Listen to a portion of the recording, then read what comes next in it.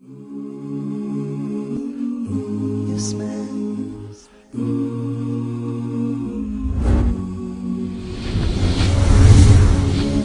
So in the account of death and resurrection of Jesus, may God's peace and blessings be upon him, what is the difference between Islam and Christianity? How do they differ in terms of the death and resurrection of Jesus?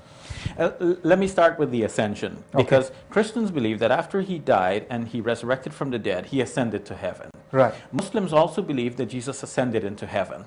And many don't realize this because the Quran says, "Bal rafa'ahu Allahu ilayhi," but God raised him to himself. وَكَانَ اللَّهُ عَزِيزًا حَكِيمًا, and God is mighty and wise.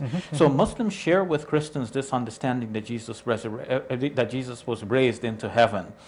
Muslims also believe that Jesus will come again, and that is a shared belief with our Christian friends.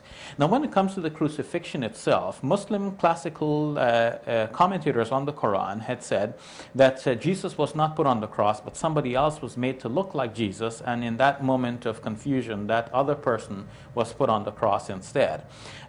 Christians insist that based on the Gospels, it must have been Jesus on the cross, and they think that this is now a solid point of history, and they ask why should Muslims contend that what is known to be a historically proven fact.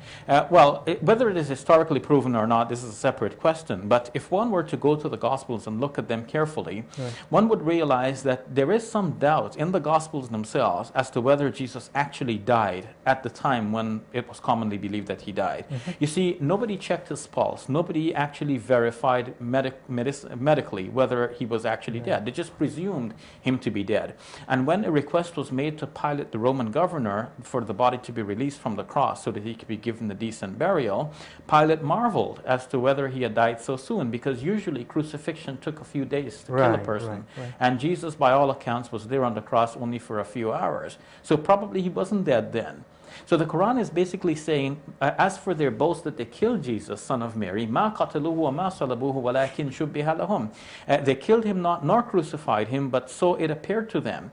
Abdul Majid Daryabadi, in his Tafsir al-Quran, explains the word crucifixion as meaning to kill a person by means of crucifixion. It's not just the crucifixion itself, but it's a method of execution. So as a method of execution, it failed on that occasion. To me, this is what the Quran is saying. They killed him not, and in case they were thinking, but wait a minute, we crucified him, the Quran is saying, well, you didn't even do that, did you? Because if you look back at the records, you will see that there was some doubt. This explains why in Matthew's Gospel it says that the Jews who wanted him dead, it came back the next day, which was the day of the Sabbath. Because the crucifixion occurred on the Friday, they said, and then the Sabbath is the Saturday. The Jews came back and they went to Pilate and they said, well, wait a minute, seal up the tomb, lest the disciples will come, steal his body away, and then they will proclaim that he resurrected from the dead, and then the second deception would be greater than the first. What did they think was the first deception? You see, they left the scene on Friday thinking that Jesus would be dead. They had requested that the legs of the crucified victims be broken, but only the other two victims had their legs broken, and Jesus' legs were spared. So what's the purpose of breaking the legs? One theory is that by breaking the legs, you hasten death. So the Jews left the scene thinking that his legs would be broken, he'll be done for. They heard later on that his legs weren't broken, and now they're saying, well, wait a minute, seal up the tomb, because the next thing you know, he'll come out of the tomb alive, and then they will say that he resurrected from the dead.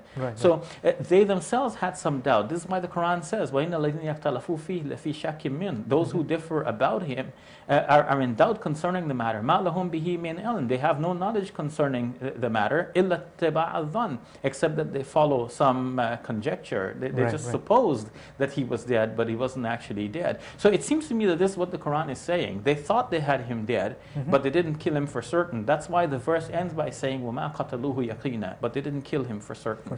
Thank you very much for that clarification.